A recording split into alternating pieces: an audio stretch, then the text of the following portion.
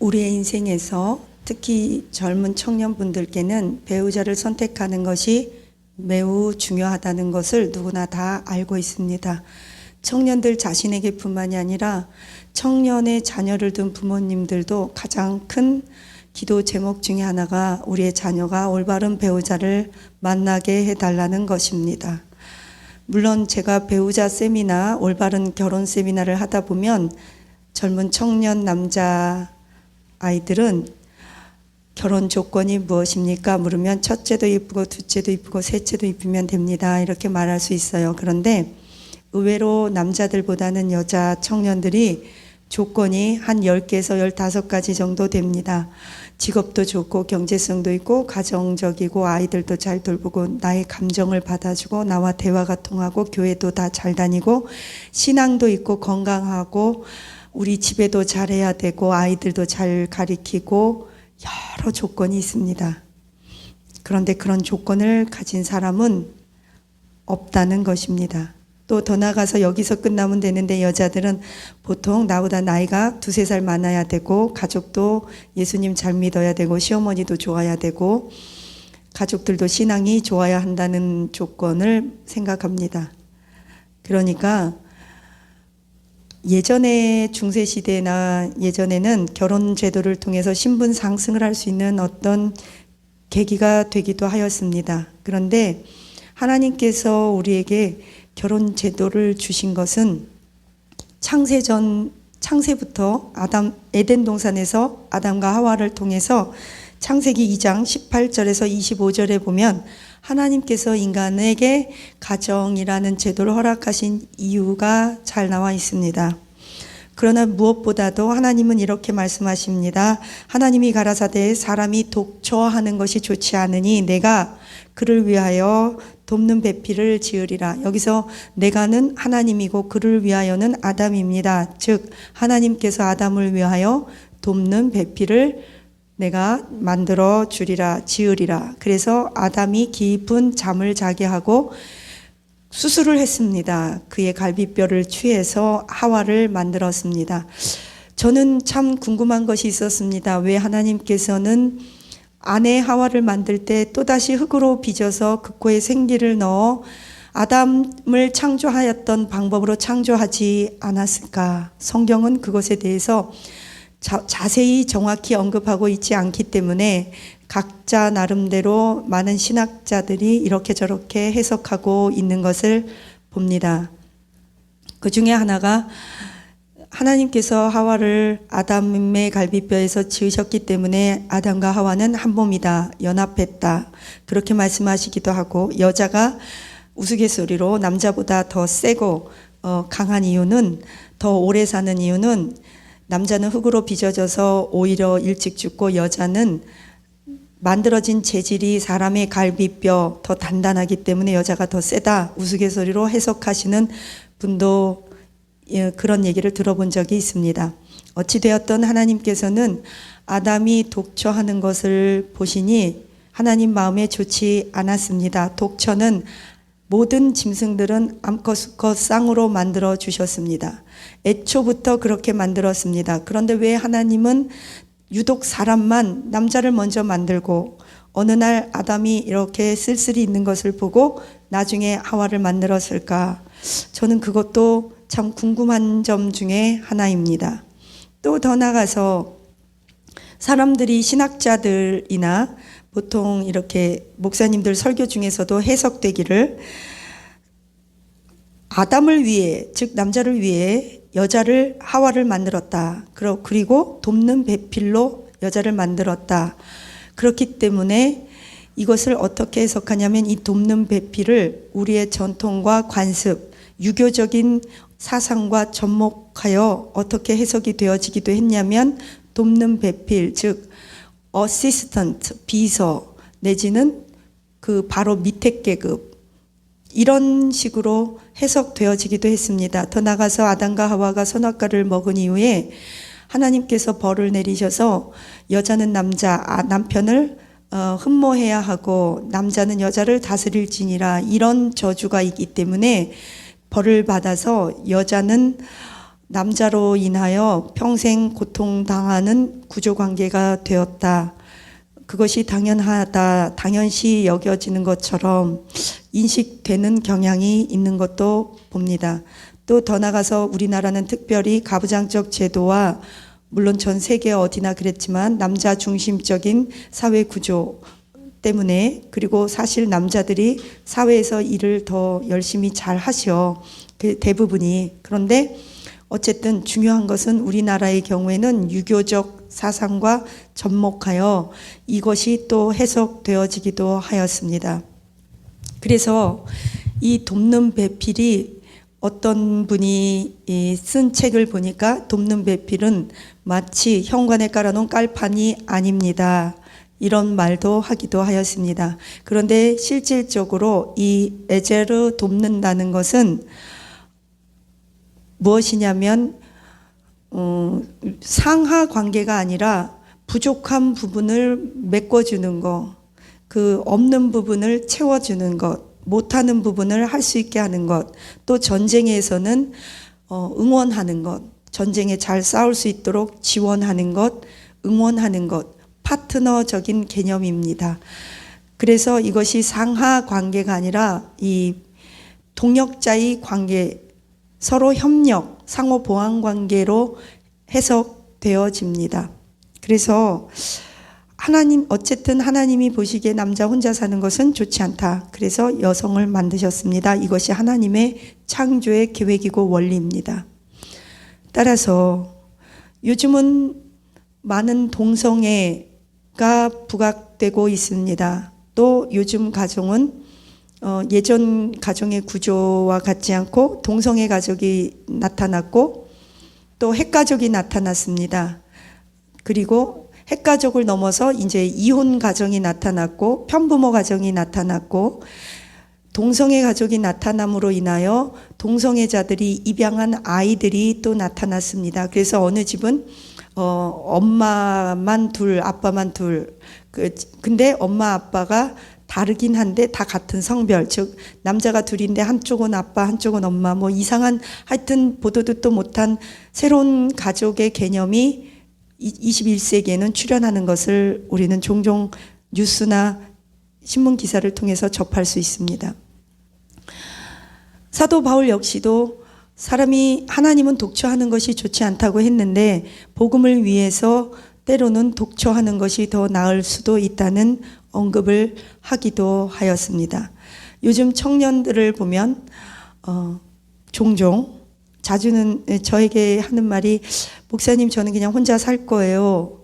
자식 안 낳을 거예요. 결혼해도 자식은 안 낳아요. 이런 말도 자주 들어봤습니다. 즉 성에 관한 개념이 달라졌고 가족에 대한 개념, 결혼에 대한 개념이 예전 전통 사회 또 저희 시대에 가지고 있던 우리 부모님 시대에 가지고 있던 개념과는 사뭇 많이 다르다는 것을 우리는 알고 있습니다. 그렇다면 창세기를 통해서 올바른 배우자를 선택할 수 있는 방법은 무엇일까요? 하나님께서 아담을 위해서 하와를 지으시고 그 하와를, 아내를 아담에게 직접 데려오셨습니다. 무슨 말이냐면 조급하지 말아야 합니다. 하나님께서 우리에게 만나게 해주실 때까지 참고 기다릴 줄 알아야 합니다. 사람들은 이렇게 말합니다. 어떤 우리나라 성에 대해서 많이 한때 강의했던 그분은 이렇게 말하기도 했습니다. 이성 간의 많은 접촉과 경험을 통해서 이성에 대해서 더 많이 배워간다, 더 알아간다. 그렇기 때문에 이성과의 만남을 많이 가질수록 더 좋은 배우자를 선택하거나 우리가 더 행복한 결혼 생활, 성생활을 할 수 있다. 뭐 그렇게 표현하기도 하였습니다. 그런데 저는 그것에 대해서 동의하지 않습니다. 하나님께서 나에게 반드시 데려온 사람은 만나지 않았던 사람, 처음 본 사람이라도 서로 알아봅니다. 하나님께서 알아보게 하십니다. 그것은 하나님께서 흔히 말하는 하나님이 중매를 서시는 중매쟁이가 되셨습니다. 하나님께서 우리를 위해서 중매해 주셨기 때문입니다. 물론 그것이 사람을 통해서든 마음을 통해서든 환경을 통해서든 기도하면서 음성을 듣든지 아니면 목사님이나 주변 지인들을 통해서 중매가 들어오든지 간에 그 모든 통로는 다 하나님이 주관하시고 하나님께서 허락하시고 사용하신 방법이기 때문에 우리는 하나님께서 우리에게, 우리의 자녀들에게 올바른 배우자의 길을 여실 때까지 기도하고 차분하게 인내하는 믿음이 필요하다고 생각합니다. 또 어떤 사람들은 많이 경험하고 만나야 올바른 남자를 보는 눈이 띄어진다고 말을 하면서 결혼 전에는 그래 마음껏 이제 넌 대학 갔다. 부모님들 특히 한국에서 고3 때까지는 치열한 입시 경쟁을 치르게 하고 뭐든지 너는 대학 가서 해. 술도 대학 가서 먹고 연애도 대학 가서 해라. 하고 싶은 마음대로 대학 가서 해라 라고 말하면서 대학 가고 난 다음에 대학교의 시절을 마치 못 해본 어떤 노는 거, 노름, 허랑방탕한 것을 할 수 있는 유일한 기회로 사회가 공공연하게 부모님이나 어느 정도는 인정해주는 기회처럼 보여지기도 합니다. 그러나 그것은 옳지 않습니다. 왜냐하면 사람이요, 아무것도 몰라야 순진해야 하나님께서 나에게 주신 배우자를 내 사람인가 보다 하고 부족해도 살 수 있습니다. 부족해도 내 사람인가 보다 하고 살 수 있어요. 연약해도 좀 실수해도 남들도 그러나 보다 하고 살 수 있지. 많은 남자랑 여자랑 데이트한 사람은요, 흔히들 오래 연애할수록 결혼할 확률이 적습니다. 동거한 사람일수록 동거 기간이 길어질수록 결혼하지 않고 헤어질 확률이 높습니다. 동거한 사람들은 책임감이 없기 때문입니다. 많은 연애 경험, 연애 실패를 해본 사람들은요, 비교를 합니다. 아, 저 사람은 저게 좋았는데 이 사람은 이게 없네. 이 사람은 이게 있었는데 이 사람은 이게 없는 대신에 이게 있네. 계속 사람을 하나님이 주신 축복의 은총의 만남으로 생각하지 않고 비교 분석 대상으로 상대방을 생각하기 때문에 계산적이 됩니다. 예수님은 말씀하셨습니다. 너희들은 죄에 대해서는 어린아이와 같이 되고 하나님의 말씀에 대해서는 장성한 분량의 군사가 되거라. 우리가요, 결혼 전에는 눈을 크게 뜨고 봐야 되고 결혼한 다음에 눈을 감고 살아야 한다는 말이 있습니다. 그런데 저는요, 이렇게 생각합니다. 결혼 전이나 결혼 후나 눈을 감고 있다가 하나님께서 나에게 만나게 해주신 그 아내와 남편, 배우자에게 하나님의 은총으로서의 만남으로 생각하고 행복하게 살아야 한다고 생각합니다. 완벽한 배우자 없습니다. 완벽한 남자, 여자 없습니다. 완벽한 남편, 아내 없습니다. 완벽한 며느리, 사위 없습니다. 하나님이 만나게 해주신 사람이라면 어떤 사람, 어떤 연약한 부족함이 있을지라도 어떤 과거가 있을지라도 하나님께서 보내주셨다고 확신하고 그것을 믿는다면 우리는 그리스도 예수 안에서 언약적인 관계가 될 수 있습니다. 언약의 결혼입니다. 결혼은 계약이 아닙니다. 언약입니다. 언약은 1부터 100까지 조건이 내가 생각하는 틀과 조건과 생각에 맞지 않아도 하나님께서 허락하신 것이라면 다 수용하고 받아들이는 것입니다. 그것이 언약입니다. 계약은 1부터 100까지 다 99까지 1부터 100까지 중에서 99가지가 맞고 한 가지가 잘못되고 틀어지고 내 생각하고 안 맞으면 파괴될 수 있는 것이 계약입니다. 따라서 결혼은 계약이 아닙니다. 언약입니다. 물론 법적인 계약입니다. 당신과 나만이 우리가 아내로 살겠습니다라고 정부와 법원에 신고하는 것입니다. 이것은 법적인 계약입니다. 그러나 이 법적인 계약도 함부로 파쇄할 수 없습니다. 왜냐하면 사람은 인격과 인격이 만나서 공동체를 이루고 사회생활을 하면서 뿌리를 내리고 살 수밖에 없도록 하나님이 창조하셨기 때문입니다. 그런데 하물며 하나님께서 언약의 관계로 우리에게 맺게 해주신 가족이라면 그것은 가장 최상이고 나에게 있어서 가장 좋은 것입니다. 그렇게 믿고 살아야 합니다. 그러려면 되도록 하나님께서 나에게 합당한 남자, 여자를 만나게 할 때까지 기다리십시오. 사랑은 기다림입니다. 아가서처럼 나의 사랑하는 자야 나를 흔들어 깨우지 말지어다. 사랑은요, 흔드는 것이 아닙니다. 요동치는 것이 아닙니다. 야단 법석이 아닙니다.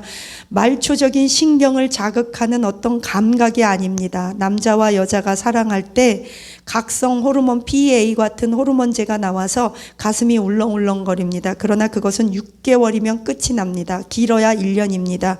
그 호르몬제에 의해서 사람은요, 새로운 것이 우리 안에 우리가 접촉하게 될 때 오감이 자극하고 PEA 호르몬이 자극돼서 그것이 사랑인 줄 알고 행복과 기쁨인 줄 느끼게 되어 있습니다. 그런데 PEA 호르몬이 딱 중지되는 그 순간부터 우리는 언약으로 살아야 합니다. 그때부터는 믿음입니다. 믿음으로 살아야 합니다.